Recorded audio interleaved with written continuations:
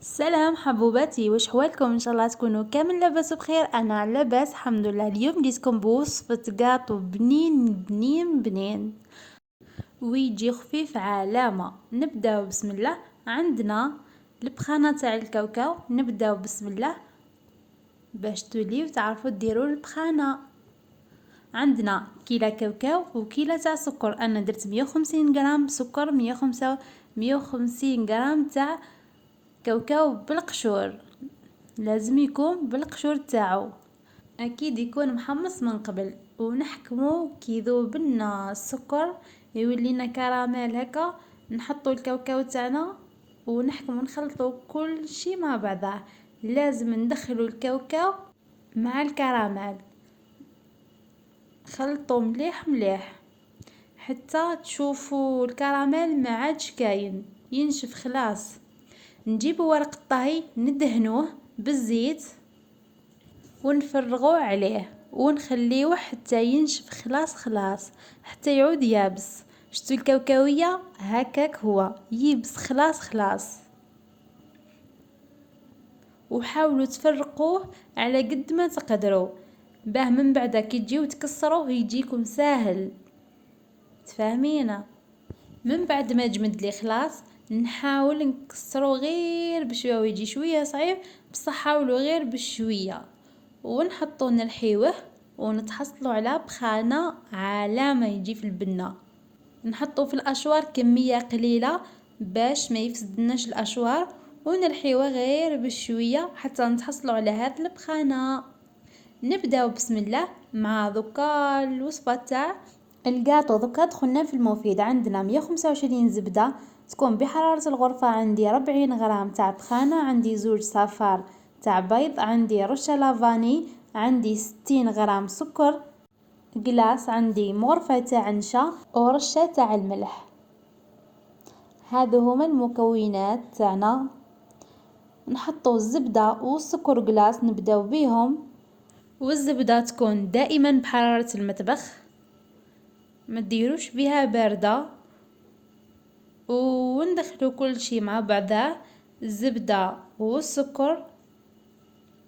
من بعد نزيدو زوج صفار ايضا يكون بحراره الغرفه. ديما نستعملوا الزبده والصفار بحراره المطبخ يكونوا. نزيدو البخانه تاعنا ونخلطوا كل شيء مع بعضه.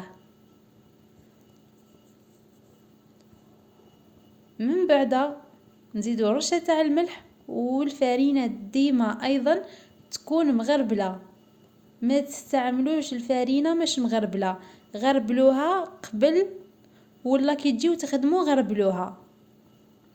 ونلموه كل وحده والفارينه تاعها. كاينه الفارينه اللي تشرب وكاينه الفارينه اللي ما تشربش. ما نكثروش بزاف باه ما تجيناش يابسه العجينه. كون تجيكم العجينه يابسه بزاف يجيكم القاطو يابس.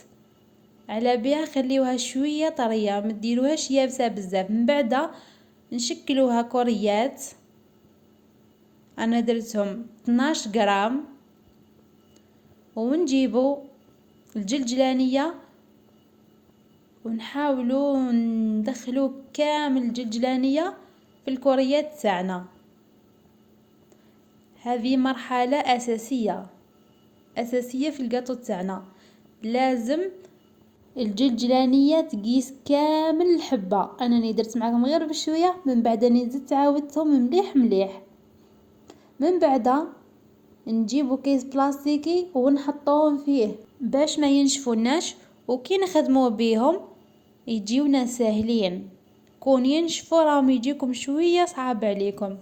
على بها حطوهم في الكيس بلاستيكي وخدموا بشويه حتى تخلصوا. اللي عندها اللي غامكه هذو كامل عندها 40 حبه هاي متهنيه. اللي عندها قليل هاي تخدم بشويه حتى تخلصهم. نحاولوا نديروا العمليه هذه غير بالاصبع تاعنا. حاولوا الجوانب ديرهم شويه خشان، وفي النص حاولوا رقوها شويه. للتذكير فقط اني درتهم 12 غرام. لابول درتها 12 غرام. من بعدها نحطوهم يطيبوا على 180 درجة، نصفروهم برك، ما نخليوهمش يحمروا بزاف بزاف. من بعد شوفوا كيفاش نطيرهم. الوحده سخونه نحكم نجبدها غير بشويه حتى تطير لي. هاي طابت صفرة برك، ما حمرتهاش خلاص. نخلوهم يبردوا ودركا ننتقلوا للحشوة تاعنا. واش عندنا فول سوداني، عندي مغرفة، وعندي شامية حلوة الترك، عندي معجون باه نلمو، وعندي البخانة تاعنا. نحطوا البخانة، من بعد حلوة الترك شهرزاد، من بعد مغرفة فول سوداني. تحبوا تستغناو عليه عادي ماشي مشكل، اللي ما عندهاش ما ديروش نورمال. ونحطوا المعجون ونلمو كل شي مع بعضه حتى نتحصلوا على خليط متماسك. حطوا المعجون غير بشويه ولموا حتى تخلصوا خلاص.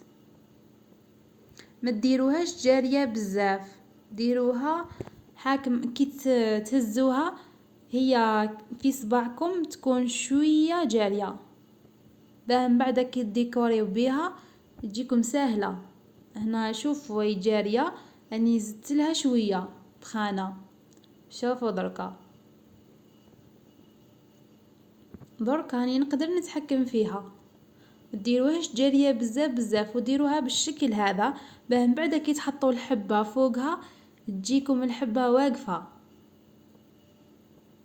فاهميني؟ شوفوا كيفاه تجيكم الحبه هكا باينه بيناتهم شويه تاع فراغ هكا. متفاهمينه؟ دركا نوليو للديكور. الديكور واش عندنا كاوكاو مدشش خشين.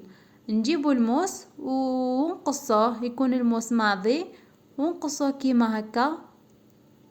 حاولوا تخليو شويه حبات بالقشور باه الديكور يجيكم باهي. ونجيبو كميه من العسل ونحاولوا نلموها كامل حتى تسلم منا. هنا اللي باغيه تعاقب كاش وحده تمدلها تقص لها الكاوكاو كيما هكا، يجي شويه صعيب على بالكم يديها يعودوا يوجعوا. نخليو الكاوكاو يرتاح شويه ومن بعد ندهنو. نجيبو العسل تاعنا ندفيوه شويه وندهنو كامل الحبه من فوق. خير من تدهنوه بلاجولي ومن بعد لاجولي هذيك تنشف ودير لكم واحد الطبقه. انا مفضل ندير بالعسل الخير يجيني مليح، وزيد هو يمد لي طراوه للقاطو تاعي.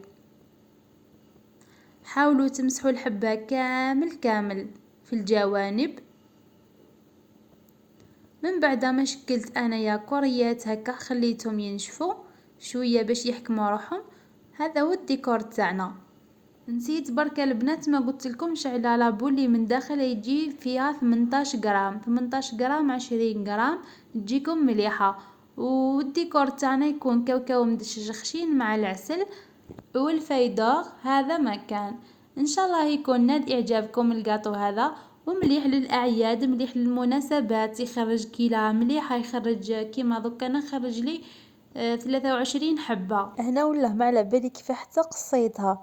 تلموني نصور بيد وقاعده نقص بيد حتى لقيتها هبطت تلمو خفيف بزاف ويجي بنين ويجي يذوب في الفم.